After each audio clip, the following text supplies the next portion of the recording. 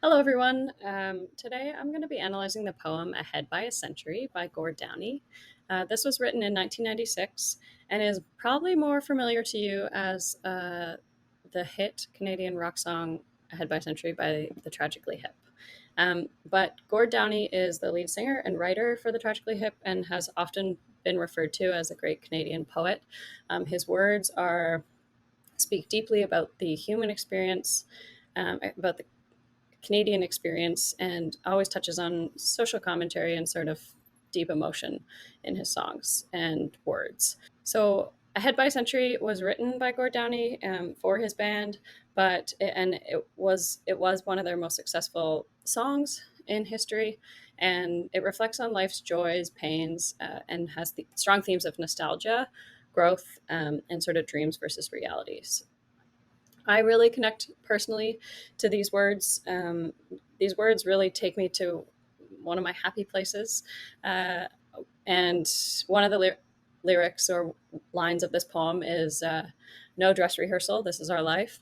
I have that framed up on my wall, so I kind of consider that one of my mantras in life.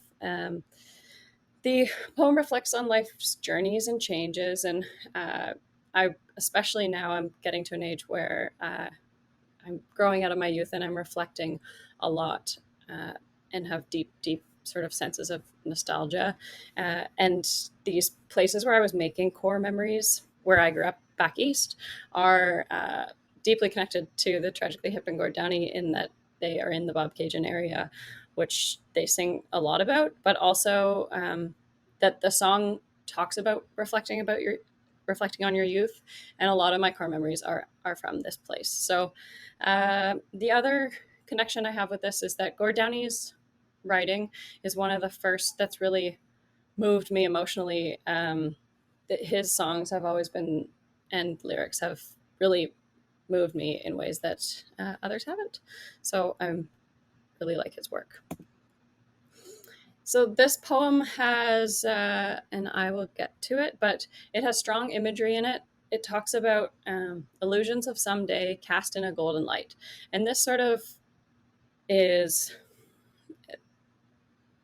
talking about the future, and that this cast in a golden light means anticipating sort of the future to be good. And the imagery of like golden and happiness as it describes the future.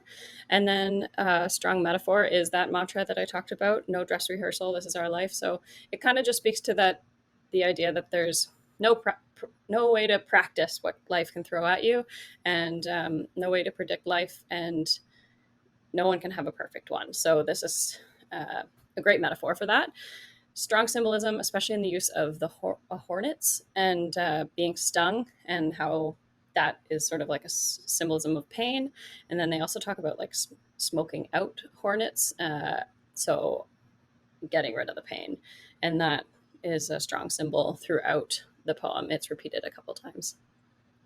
Some strong themes in this poem are nostalgia and reflection, and the poem suggests like a longing for simpler times, and that you kind of have to just trust that the future will align, and that it might not be what you anticipate, but the only thing that's constant is really just time itself, and that's sort of where the title of Ahead by a Century comes in.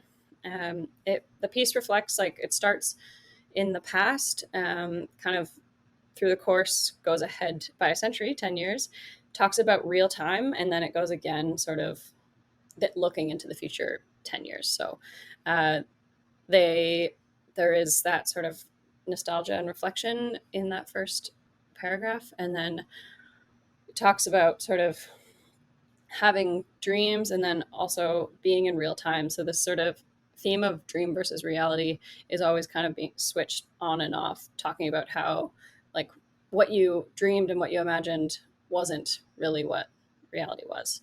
Um, so I'm going to go ahead and um, read to you just the first two paragraphs of the passage and then summarize it for you.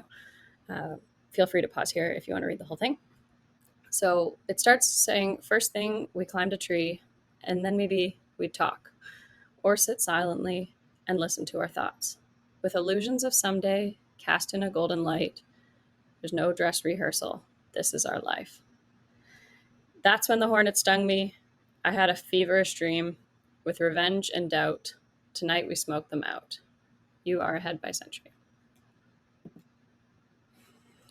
So again, you can see how kind of the first thing we climbed a tree talks about sort of youth and what it was like when they were kids and dreaming of someday. And then when it switches ahead by a century, it's sort of like struck by pain and not really realizing or expecting the future, but then sort of trying to pull back into reality and just to be that sort of no dress rehearsal. This is our life. Just sort of rolling with the punches and understanding that life, there's no practice, and you just have to trust that the journey is going to be good. Like most poetic masterpieces, Gord really doesn't talk about the work, so this is all analysis. He's never really talked about why he wrote the song or what the words mean, but this is just my analysis of it. And beyond the poem, this song, or sorry, beyond the poem, this is also a song. It has a music video, which has really awesome, strong symbolism and stuff in it as well. I'd suggest checking it out. The Ahead by a Century was also the name of a documentary about Gord Downie in his about his life and how he was struck with terminal cancer. Also great. I would suggest checking that out. But it's also just a theme of Canadian symbolism and activism. So thanks for listening. Please drop any questions below, and I look forward to talking about them. Thanks. Bye-bye.